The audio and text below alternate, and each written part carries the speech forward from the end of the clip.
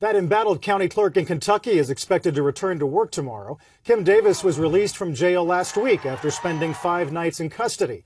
Davis was found in contempt for refusing to issue marriage licenses to same-sex couples. She argued that doing so would violate her religious beliefs. In the meantime, most of her deputies have been issuing the licenses. Not everyone shares those views, of course, and in neighboring Tennessee, one church has shifted in its thinking about matters of tolerance and inclusion. We get that story tonight from NBC's Harry Smith. Sunday morning in the South, everyone knows you best be in church.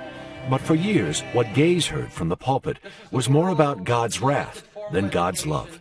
It's been rough, growing up and having to deal with, the church and trying to accept myself and being taught, to be against myself, to hate myself. But David Anderson and his partner Bob Brooks have found a spiritual home at Grace Point near Nashville. It feels like a promise fulfilled, and it feels like some sort of an alternate universe at the same time. Grace Point is one of a handful of evangelical Christian churches which has chosen to fully accept gay members, including marriage and baptism. We're either demons or angels, depending on who you talk to. We'd love just to be human.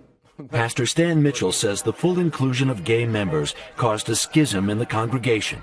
More than half walked out, vowing never to return. Mitchell says he gets it. He used to feel the same way. I understand. I was sincere. I think it's a horrible caricature to say that all of the folk who disagree with my position are homophobes and haters. That's not true.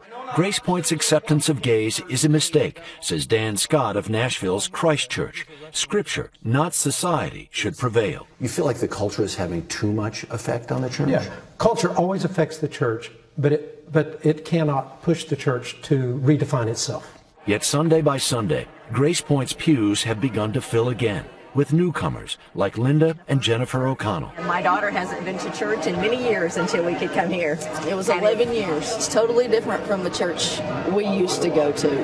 I actually feel included here. I don't feel like an outcast. How do you know you're right? I don't know I'm right, but I feel deeply as I can, that I am. I know my heart's right. I hope my head is. Is it courage or sacrilege? Either is a matter of faith. Harry Smith, NBC News, Franklin, Tennessee.